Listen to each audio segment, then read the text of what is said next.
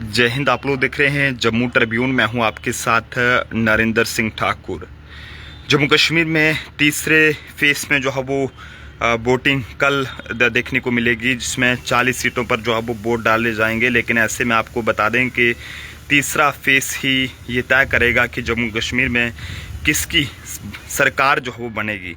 तो साथ के साथ वीडियो को शेयर करें और अपनी अपनी राय भी जो है वो कमेंट्स में ज़रूर रखिएगा कि आपको क्या लगता है, क्योंकि तीसरा जो फेस है ये सब बहुत ही अहम रहने वाला है कि सरकार जो है वो किसकी बनेगी। और 40 सीटों पर ये वोट जो है वो वोटिंग जो है वो कल यानी कि मंगलवार को होगी। और ऐसे में बता दें कि जम्मू डिवीज़न की कई सारी जो सीटें हैं उन पर जो है वो कांग्रेस और बीजेपी के बीच सीधी जो है वो एक ज़बरदस्त टक्कर है। वहीं बीजेपी कांग्रेस समेत कई जो ऐसे दल हैं जिन्होंने ये सीटें जो है वो जीतने के लिए ताकत जो है वो लगाई है, और अलग अलग पार्टी जो है वो उन्होंने अपनी अपनी ताकत लगाई है। लेकिन ऐसे में बता दें कि एक जम्मू डिवीज़न की कई सारी सीटों पर कांग्रेस और बीजेपी में ज़बरदस्त टक्कर यहां पर देखने को मिलेगी, और एक ज़बरदस्त जो मुकाबला रहेगा वो यहां पर होगा। आपको बताते चलें कि इस फेस में 40 सीटों असम्बली सीटों पर जो है वो वोटिंग 1 अक्टूबर यानी कि कल जो है वो यहाँ पर होगी। और सभी पार्टियों की नज़र इसी फेस के जो वोटिंग है उस पर जो है वो टिकी हुई है कि इन सीटों का जो परिणाम है वही जो है वो तय करेगा कि जम्मू कश्मीर में सत्ता की कुर्सी पर कौन बैठेगा। तो आप जनता भी अपने अपने ज़रूर बताएं कि आपको क्या लगता है कि इस बार जम्मू कश्मीर में किसकी सरकार बनेगी, या फिर ये कहें कि जम्मू का अपना डोगरा सीएम होना चाहिए या फिर नहीं होना चाहिए। इस बारे में भी आप लोग अपनी अपनी राय ज़रूर रखें। हालांकि आपको बताते चलें कि जिस तरह से जम्मू पूरे डिवीज़न की बात करें तो इसमें कई सारी सीटों पर जो है वो कांग्रेस और बीजेपी के बीच सीधी इसमें टक्कर है। कुछ जगह ही जो है वो नेशनल कॉन्फ्रेंस की बात करें तो वो भी उनकी भी टक्कर यहाँ पर ज़रूर है। लेकिन कश्मीर की कई सारी सीटों पर बात करें तो वहाँ पर भी एक ज़बरदस्त जो मुकाबला रहेगा। और ऐसे में बता दें कि जम्मू कश्मीर की राजनीति में बीजेपी और कांग्रेस दोनों का जो भविष्य है वो इस जो तीसरा फेस है इस पर जो है वो टिका हुआ है। तो लगातार जिस तरह से जम्मू कश्मीर में 2 फेसेस में इलेक्शन हो चुके हैं, और अब तीसरे फेस में जो इलेक्शन है वो कल जो है वो यहाँ पर देखने को मिलेगी। और लोगों से भी अपील रहेगी कि बढ़ चढ़ कर जो है वो अपने अपने घरों से बाहर निकलें और ज़्यादा से ज़्यादा जो है वो वोटिंग कीजिएगा। लेकिन वोट उसी को डालिएगा कि जो आप लोगों के काम कर सके, आप लोगों की खिदमत कर सके, आप लोगों के एरिया में डेवलपमेंट करा सके, आप लोगों के बारे में कुछ अच्छा सोच सके, आपके बच्चों के बारे में अच्छा सोचे, ताकि उनका फ्यूचर जो है वो अच्छे से बन सके। लेकिन ऐसे में आपको बताते चलें कि ये तीसरा जो फेस है ये बहुत ही अहम रहने वाला है, क्योंकि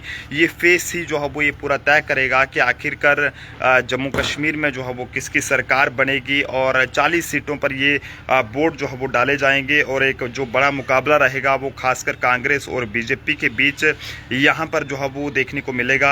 और 8 तारीख को ये पूरे नतीजे भी जो है वो सामने आ जाएंगे, जिसमें आप लोगों को पता चल जाएगा कि आखिरकार जम्मू कश्मीर में कितना जो है वो ये कहें कि कौन जीता और कौन हारा है। लेकिन 40 सीटों पर कल जो है वो मतदान होगा। और आखिरी चुनाव का जो प्रचार है वो पिछले कल शाम 6 बजे का जो है वो थम चुका है। और आपको बताते चलें कि इस फेस में 7 ज़िलों की 40 सीटों के लिए 1 अक्टूबर को जो है मतदान होगा। 370 को ये कहें कि उसे हटाए जाने के बाद पहली बार जम्मू कश्मीर में ये असम्बली इलेक्शंस होने जा रहे हैं, जिसको लेकर तमाम पार्टीज़ ने अपना अपना जो जोर है वो लगाया हुआ है कि वो जीत सके। लेकिन अब देखने वाली बात है कि जनता जो है वो किसे जिताकर आप आगे जो है वो भेजती है। हालांकि आपको ये भी बताते चलें कि जम्मू डिवीज़न के जम्मू, उधमपुर, सांबा और कठुआ ज़िलों की 24 और कश्मीर के बारामूला, बांडीपुरा और कुपवाड़ा डिस्ट्रिक्ट की 16 सीटों के लिए जो है वो कुल 415 जो कैंडिडेट्स हैं वो मैदान में हैं। और इनमें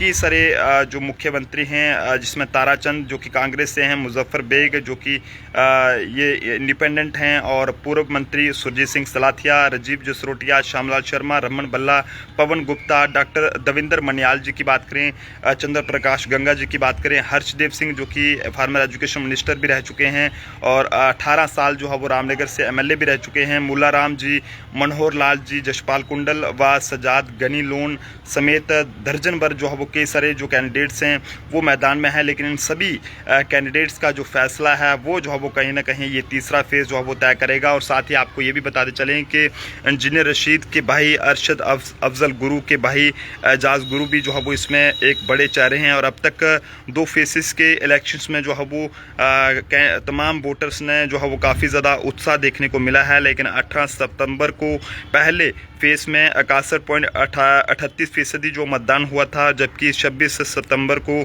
दूसरे फेस में 57.31% जो है वोटिंग दर्ज की गई थी। लेकिन अब आखिरी जो तीसरा फेस है वो देखने वाली बात है कि उसमें क्या होगा। और 8 अक्टूबर को जो इसमें है पूरी काउंटिंग होगी और उसमें पूरे नतीजे जो है वो सामने आ जाएंगे कि आखिरकार कौन जीता और कौन हारा है। तो आप ज़रूर बताएं कि आपके इलाके से आपको क्या लगता है कि कौन वहाँ पर एमएलए होना चाहिए। और आप सब लोगों से अपील है कि वोट डालने के लिए जितना हो सके ज़्यादा से ज़्यादा लोग वोट डालने के लिए आएँ, ताकि आपके इलाके की जो है वो डेवलपमेंट हो सके और वोट उसी का डालें जो आपके लोगों के बारे में सोच सके और आपके एरिया में डेवलपमेंट करा सके। देखते रहें जम्मू ट्रिब्यून। जय हिंद भारत।